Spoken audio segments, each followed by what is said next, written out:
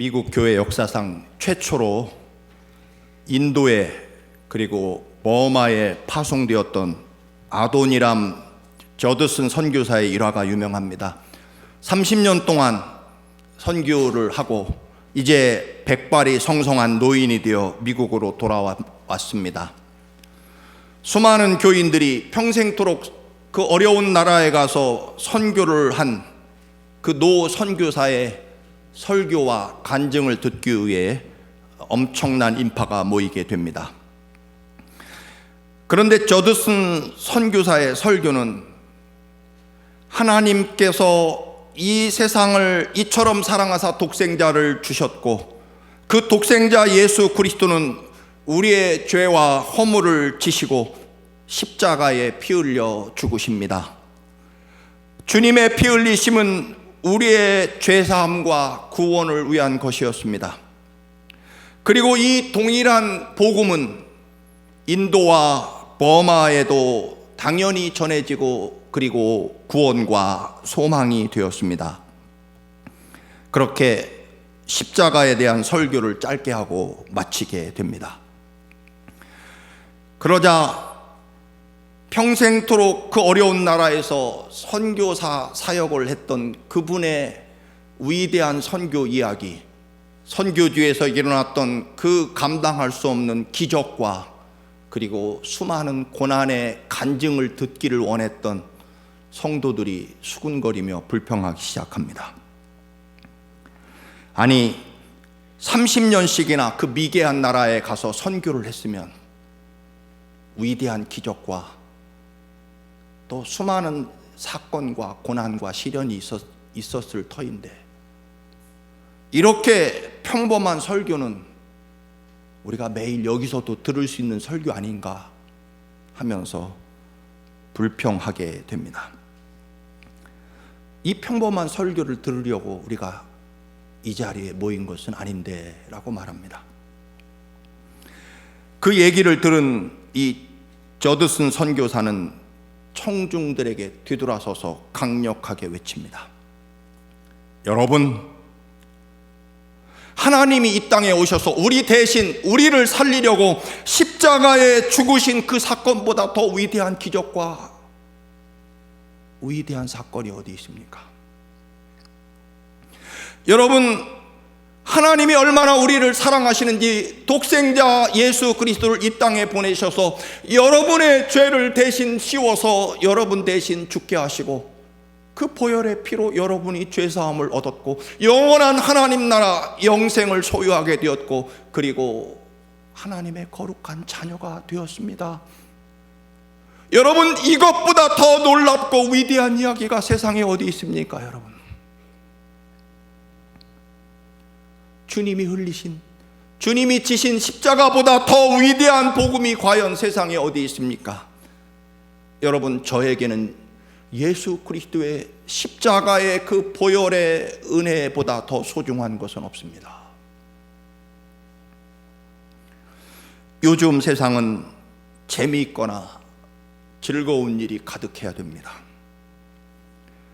그래서 어느새 교회 안에도 어떻게 건강하게 오래 살 것인지 혹은 어떻게 세상에서 지친 영혼들이 위로받고 치유받을 것인지 흔히 말하는 힐링을 받고 어떻게 웰빙 잘 살 것인지 그리고 어떻게 하면 성공할 것이고 그리고 어떻게 하면 품위 있게 살 것인지 그런 이야기로 강단이 가득 채워져 가는 것을 볼 수 있습니다. 그 거룩하시고 위대하신 창조주 하나님께서 우리를 사랑하셔서 우리를 살리시려고 사랑하는 아들 예수 그리스도를 이 땅에 사람의 몸으로 보내시는데 어디에서 출발하게 하십니까? 인류 그 누구도 이제껏 태어난 적이 없는 짐승들, 동물들의 밥통 구유에서 탄생하게 하시고 그리고 평생을 하나님의 백성들을 사랑하시고 고치고 살리시고 그리고 마지막에는 십자가에 모든 피를 쏟아 부으시고 우리 살리려고 주님이 대신 죽으신 그 사랑과 은혜로 교회가 가득 차야 되고, 그리고 우리 성도들의 삶과 믿음은 언제나 예수 그리스도의 십자가 때문에 내가 존재하고 살아있다는 그 은혜로 가득 차 있어야 된다는 것입니다. 우리는 그 어떤 것도 십자가보다 하나님의 위대한 사랑과 기적이 도대체 어디 있습니까? 그것이 우리의 존재의 근원이라는 것입니다. 자꾸만 다른 기적을 원하기 때문에 결국 오늘날 이 시대 우리 기독교가, 그리스도인들이 정작 능력을 상실했다는 것입니다. 처음 교회 교인들과 우리들의 차이가 뭘까요? 우리는 사실 좀 더 편안하고 좀 더 잘 사는 것이 하나님의 은혜라고 하지만 처음 교회, 초대교회 교인들은요, 예수 그리스도의 십자가를 어떻게 잘 지고 잘 죽어서 하나님 나라에 갈 것인가, 그들의 소원이었다라고 하는 것입니다. 물론 우리는 예수 그리스도의 십자가의 은혜로 구원을 받습니다. 그렇다고 해서 우리가 이 땅에서 아무것도 안 해도 된다라고 하는 잘못된 구원의 은총에 대한 교리로 이 시대가 가득 차 있습니다. 그 시대나 우리나, 또는 십자가의 은혜를 받고 구원받은 우리들이 구원받기 전과 구원받고 난 이후의 삶의 차이는 사실은 한 가지뿐입니다. 구원받기 전에는요, 편안하고 즐거운 것이 행복이라고 생각했지만, 구원받고 난 후에 달라진 것은 십자가를 기쁨으로 지는 것이 달라지는 것뿐입니다. 우리들의 삶이 달라져서 기쁜 게 아니고요, 그 어떤 고난과 희생과, 아무리 낮아져도 주님보다 낮아질 수 없고, 아무리 고난을 겪어도 예수 그리스도의 십자가의 고난보다 거기에 비할 수 없으며, 그리고 3일 후에 부활하셔서 영원한 하나님 나라를 우리에게 주신 그 주님의 사랑과 은혜를 우리의 영혼과 삶에 가득 품고, 이제는 달라진 것은 고난을 감사하고 십자가를 기뻐하면서 십자가를 지는 것이지, 구원받기 전에는 고난을 당했지만 구원받고 난 후에는 고난이 없다는 얘기가 아닙니다. 왜요? 영원한 하나님 나라와 영광이 우리에게 주어졌기 때문에 이제는 그 어떤 고난에도 소망을 가질 수 있습니다. 이제는 그 어떤 희생과 어려움에도 부활의 능력과 영광이 있으니 우리는 기쁨으로 고난을 감내하며, 오히려 고난이 우리에게 더 큰 위대한 사랑과 축복의 길을 우리에게 가고 있음을 알려주기 때문에 우리는 이제부터는 기쁨으로 십자가 지고 가는 것이 구원받은 사람의 달라진 점일 뿐이다라고 하는 것입니다. 예수 믿기 전에는 힘들고 어렵다가 예수 믿고 나면 삶이 편안하고 즐거운 삶으로 바뀌는, 그게 달라지는 것이 아니라는 것입니다. 언제나 하나님 나라 갈 때까지 우리의 삶은요, 사실 고난과 시련 영원히 계속될 것입니다. 특별히 하나님의 복음과 말씀으로 살려고 하면 더 큰 고난과 시련이 우리에게 주어질 뿐입니다. 여러분, 오해하지 마십시오. 구원받았다는 것은요, 구원받기 전에 불평과 원망으로 절망 가운데 졌던 십자가를 이제부터는 소망으로, 기쁨으로, 감사함으로, 승리로 십자가를 기쁨으로 지고 가는 것이 달라지는 것이다 하는 것입니다. 오늘 예수님이 우리를 구원하시려고, 우리의 죄를 용서하시기 위하여 우리의 죄를 다 덮어 쓰시고 6월절 어린 양의 그 번제물이 되시기 위하여 예루살렘으로 이제 들어가시기로 굳게 결심하십니다. 그런데 성경은요, 오늘 하나님 나라로 올라가실 때가 찼다라고 말하지 십자가에 죽을 때가 됐다라고 말씀하시지 않습니다. 이게 무슨 의미일까요? 십자가라고 하는 그 고난과 시련이요, 하나님 나라의 영광을 받기 위해서 반드시 거쳐가야 될 길이라는 것을 말씀한다는 뜻입니다. 우리의 목적지는요, 영원한 하나님 나라와 영생에 있는 것이다. 그 중간에 십자가의 길이 반드시 거쳐가야 될 길이다. 때문에 예수님은요, 십자가에 죽으시러 예루살렘에 들어가는 것이 아니라 부활의 능력과 영원한 하나님 나라 영광을 소유하시기 위하여 예루살렘으로 들어가시기로 굳게 결심하십니다. 여기서 굳게 결심한다는 것은 물론 십자가의 그 모진 죽음과 고난을 의미할 것입니다.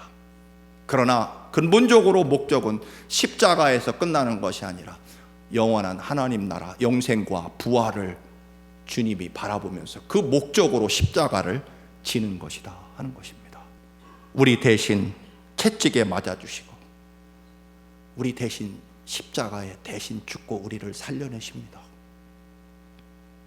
그 주님을 우리는 언제든지 무슨 경우에든 내 뜻과 달라도 환영하시고 여러분의 구세주로 주님으로 언제나 받아주시기를 축원합니다. 주님이 그렇게 사마리아 사람들의 반대 속에서 결국 돌아서 예루살렘으로 가실 수밖에 없었습니다. 그런데 그 가는 예루살렘으로 가는 도중에 오늘 성경을 자세히 보면 또 3명의 사람들이 예수님 앞에 나타납니다.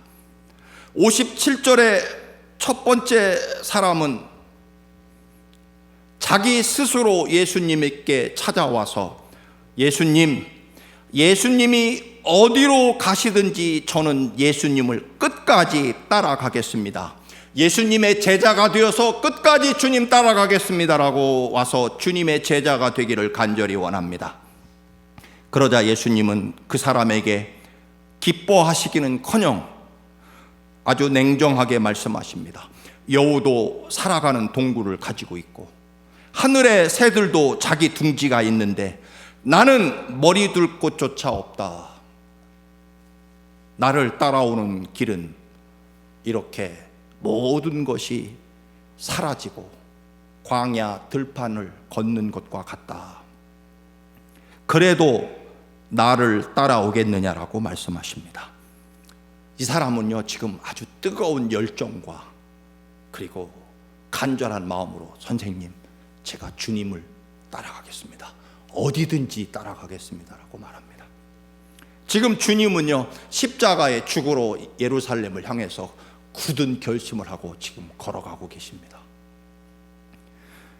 예수님은 그런데 왜 이 첫 번째 사람에게 안 된다라고 거절의 뜻을 비추실까요? 뭐 거절이라기보다도 네가 나를 따라온다는 것이 무슨 의미인지 아느냐라고 예수님이 다시 한번 가르쳐 주시는 거죠. 이 첫 번째 사람은 자기 입으로 어디든지 주님을 따르겠다고 스스로 고백했지만 실제로는요, 주님이 이 사람의 어디든지까지라는 것을 알고 계신 거죠. 이 사람은요, 예수님이 예루살렘에 가시면 왕이 될 것이라고 생각했음이 분명합니다. 선생님이 예루살렘으로 가시면 왕이 될 것이다. 그 엄청난 기적과 능력을 가지고 예루살렘의 모든 지도자들을 다 물러나게 하시고 이제 이 주님이 예루살렘에 가셔서 왕이 될 것이라고 생각해서 어디든지 따라가겠다고 말씀합니다.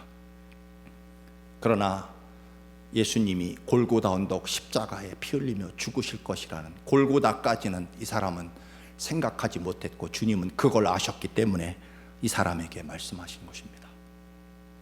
우리는 어디든지가 어디입니까, 여러분? 주님이 어디든지 주님이 가시는 곳을 따라가겠습니다라고 말하는 여러분이 생각하는 어디든지는 어디까지냐라고 하는 것입니다. 사실 우리는요, 정해진 곳까지만 가고 싶어 합니다. 내가 생각하고 내가 바라는 곳까지만 주님을 따르고 싶어 한다라고 하는 것입니다. 여러분이 우리가 생각하는 어디에든지는 머리 둘 곳조차 없고, 아니 골고다 언덕에 못이 박혀 십자가에서 피를 흘리며 죽어가시는 주님의 그 골고다 언덕까지는 생각하지 않았다는 것입니다. 두 번째 사람이 예수님의 제자가 이제 되려고 합니다. 두 번째 사람은 특별히 예수님이 선택을 하신 사람입니다. 59절에 보면 또 다른 사람에게 나를 따라오너라 라고 주님이 그 사람을 직접 부르십니다. 너는 나를 따라오너라. 베드로처럼 아마 사람을 낚는 어부가 되게 하겠다. 너는 지금부터 내 제자가 되거라. 주님이 직접 부르십니다. 그런데 이 사람은 아마 예수님의 제자가 되고 싶은 마음은 분명히 있었던 것 같습니다.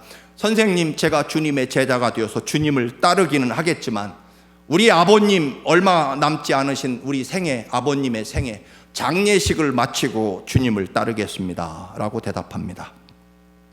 두 번째 제자가 어떤 사람인지 정확하게 나와 있진 않지만 예수님은 직접 그를 부르셔서 너는 내 제자가 되라고 명령을 하셨지만 그 제자는 물론 제 주님의 제자가 되겠습니다. 그러나 지금은 아닙니다. 예수님은 아버지 죽음을 무가치한 일로 장례식 치르는 일을 가치 없다라고 말씀하신 얘기는 아닙니다. 예수님은요, 수없는 장례식에 가서 죽은 자를 살려내십니다. 나인성의 외아들, 그 아들이 죽자 예수님은 무덤을 향해 가는 그 장례 행렬을 멈추게 하시고 그 아들을 살려내십니다. 야이로 회당장의 딸을 주님이 집에까지 가셔서 살려내십니다. 죽은 나사로를 무덤에 가서 직접 불러내서 나흘이 지난 썩은 시신을 불러내시기로 하십니다.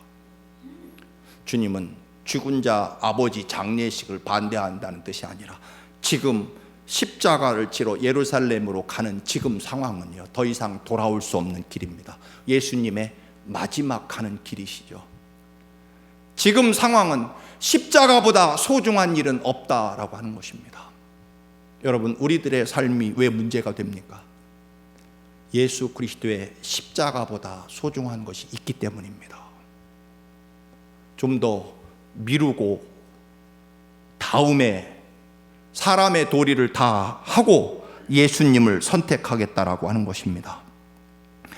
이 사람은 예수님이 예루살렘으로 올라가시는 길이 십자가의 죽음의 길이며 아마 마지막 길이라는 것을 알았는지 모릅니다. 그래서 다음에 가겠다라고 말씀하는 거죠. 아까 사람은 왕이 되기 때문에 아마 즉시 예수님을 따라가겠다고 말씀하신 것이고 부탁한 것이고, 지금 이 사람은 주님이 친히 불러주셨음에도 불구하고 지금은 아닙니다라고 말합니다. 예수님이 말씀하십니다. 산 사람은 죽은 자를 장사하는 일보다 죽은 자 살려내는 일이 급하다라고 말씀하십니다. 죽은 사람은 죽은 사람에게 맡기고 네가 살아있다면 죽은 자들을 살려내는 일을 빨리 해야 된다는 것입니다. 사랑하는 성도 여러분, 여러분이 그리스도인입니까? 그렇다면 십자가가 여러분의 삶의 최우선이 되어야 된다는 것입니다. 그리고 여러분이 살아있다면 우리는 죽은 일을 하는 사람이 아니라, 죽을 일을 하는 사람이 아니라 죽은 자를 살려내는 일을 해야 된다는 것입니다. 여러분, 살려내는 일을 하시기를 축원합니다. 이상하게 죽은 일만 찾아 사는 일이 많습니다. 여러분, 언제나 여러분이 살아있어서 죽은 사람 살리는 일에 헌신하시기를 축원합니다. 세 번째 사람이 또 나타납니다. 예수님이 예루살렘을 향해 가는 길에 또 다른 사람, 61절입니다.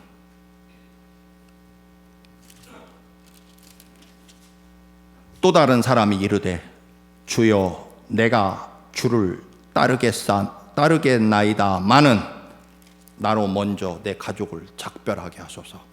세 번째 사람도 아마 첫 번째 사람처럼 예수님께 나와 제자가 되겠다고 합니다. 그런데 조건을 붙입니다. 먼저 가족들에게 가서 마지막 인사를 하고 예수님을 따라오겠습니다. 예수님은 지금 말씀드린 대로 이제 예루살렘에 올라가면 끝입니다. 십자가에 죽으시기 때문입니다. 결국 가족들에게 가서 작별 인사를 하고 이별을 하고 하면 예수님은 이미 이 땅에 계시지 않는다는 뜻입니다.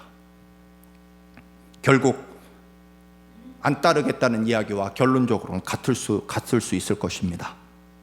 선생님, 제가 주를 따라가겠습니다마는 선생님의 제자가 되기로 결심했습니다. 그러나 먼저 가족들과 작별하고 오겠습니다. 어떤 조건이 이루어지고 그것 먼저 하고 난 다음에 주님을 따르겠다는 것입니다. 여러분, 하나님과 흔히 딜을 하면 안 된다는 것입니다. 하나님에게 조건을 붙이지 마십시오. 돈을 좀 더 번 다음에, 승진을 한 다음에, 합격한 다음에, 또는 사과하면, 심지어는 가끔 어느 교회에 어떤 분은 그 교회 가면 장로 자리를 주면, 혹은 권사 자리를 주면 가겠습니다라고 하는 그런 딜도 하는 분들도 간혹 있습니다. 아닙니다, 여러분. 하나님이 얼마나 우리를 사랑하시고 얼마나 위대한 축복을 우리를 향해서 준비하고 계신지 아십니까? 하나님께 즉시 여러분의 삶을 맡기시기 바랍니다. 주님은요, 그 모든 십자가를 우리 살리려고 굳게 이를 악물고 결심하면서 예루살렘을 향해 가고 계십니다. 그런데 우리는 왜 그렇게 생각이 많고 따지는 게 많고 계산할 게 많고 왜 그렇게 조건이 많습니까, 여러분? 정말 어린아이와 같이 오직 예수 그리스도의 십자가, 주님이 여러분 우리를 향해서 생각이 많으셨다면, 표현이 죄송합니다만 내가 저 인간을 위해서 죽을 가치가 있는가 없는가 따져본 다음에 십자가에 죽으셨다면 영원히 죽지 못하셨을 것입니다. 그냥 우리 사랑하는 것 외에는 그 영원한 하나님 나라의 그 위대한 하나님의 그 간절한 사랑을 우리에게 주시는 것, 그것 말고는 그 어떤 것도 따지지 않았기 때문에 즉시 십자가를 지러 예루살렘을 향해 올라가셨다는 것입니다. 저는 여러 번 말씀드려 제 생애에 가장 잘한 일이 하나 있습니다. 삼성조선소에서 5년 동안 배를 만들면 군대 면제를 받을 수 있었습니다. 1년 6개월 남았습니다. 주님, 제가 목사가 되긴 되겠는데 예를 들면 군대 면제되는 1년 6개월만 조금 더 참았다가 군대 면제된 다음에 신학교 가면 안 되겠습니까? 1년 6개월만 신우회 해체하고 해산하고 거제 시내에 나가서 교회에 가서 예배 드리면 안 되겠습니까? 아마 그때 주님과 타협을 하고 딜을 하려고 했다면 아마 오늘날 저는 없었을 것입니다. 당연히. 비록 군대를 가더라도 지금 누군가 세상 사람들과 내 편안함과 안일함을 놓고 딜을 할 수는 없다는 것입니다. 예수님은 그 사람에게 말씀하십니다. 손에 쟁기를 잡고 뒤를 돌아보는 자는 하나님 나라에 합당하지 않다. 가족들과 가서 이별하고 오겠습니다. 지금은 사실은 굉장히 급박한 주님이 마지막 길을 가고 계신 그 때입니다. 여러분, 하나님이 여러분에게 복 주시고 여러분의 삶에 중대한 하나님의 놀라운 축복이 준비될 때 그때 잘 분별하시기 바랍니다. 여러분의 온 마음과 온 생명과 온 삶을 원하시는 거죠. 주님의 사랑을 믿고 삶을 온전히 주님께 던지는 그런 결단과 선택을 주님이 원하신다라고 하는 것입니다. 물론 부모님에게 인사도 해야죠. 그러지 말라는 얘기가 아니라 정말 하나님이냐 세상이냐를 선택할 기로에 서 있을 때 주님을 향해 전적으로 삶을 드릴 수 있기를 바란다는 뜻입니다. 요것 남겨놓고 요것 주시면 해보겠습니다. 그런 것 아니고요. 오직 주님만 바라보시고 주님이 우리를 아무 조건 없이 십자가에 내 대신 죽으신 것처럼 우리도 주님을 그렇게 사랑하자는 겁니다. 쟁기를 잡고 뒤를 돌아보는 자. 왜 뒤를 돌아볼까요? 그 넓은 밭을 갈면서 내가 지금까지 얼마나 갈았을까? 지금까지 갈은 뒤를 확인해 보고 싶은 거죠. 다른 말로 말하면 내 삶에 대한 미련과 애착뿐만 아니라 지금까지 내가 한 공로를 살펴보고 재보고 싶은 거죠. 다른 말로 말하면 인정받고 싶은 거죠. 내가 지금까지 주님을 섬기며 따르며 한 일이 얼마나 될까? 롯의 아내는 뒤를 돌아보다 소금기둥이 되어버리고 말았습니다. 아마 소돔과 고모라 성에 그동안 쌓아놓은 자기 재산과 부가 거기 남겨져 있는데 그거에 대한 아쉬움 때문에 뒤를 돌아보다가 소금기둥이 되었습니다. 여러분, 쟁기를 잡고 뒤를 돌아보는 그런 사람은 하나님 나라에 합당하지 않다. 그 말은 오직 주님이 우리를 그렇게 사랑하시듯 우리도 주님을 향해 우리들의 삶을 온전히 초점을 맞춰 뒤를 돌아보지 아니하고 오직 주님만을 향해 굳게 결심하고 달려가는 그런 믿음이 우리에게 필요하다는 것입니다. 사랑하는 성도 여러분, 물론 우리는 똑똑하고 지혜로워야 됩니다. 뱀처럼 지혜롭고 비둘기처럼 순결하게 살아가야 됩니다. 그러나 여러분, 주님을 향해서는 그러지 마십시오. 다시 한번 주님이 얼마나 십자가가 무섭고 두려우셨으면 이를 악물고 굳게 결심하셔야 되었습니다. 우리도 이 고난 주간을 맞이하며 주님을 위해 살겠습니다. 다른 것 뒤도 옆도 계산도 조건도 없습니다. 주님처럼 주님 사랑합니다. 그렇게 굳게 결심하고 주를 향해 달려가시는 여러분의 믿음이 되시기를 주님의 이름으로 축원합니다.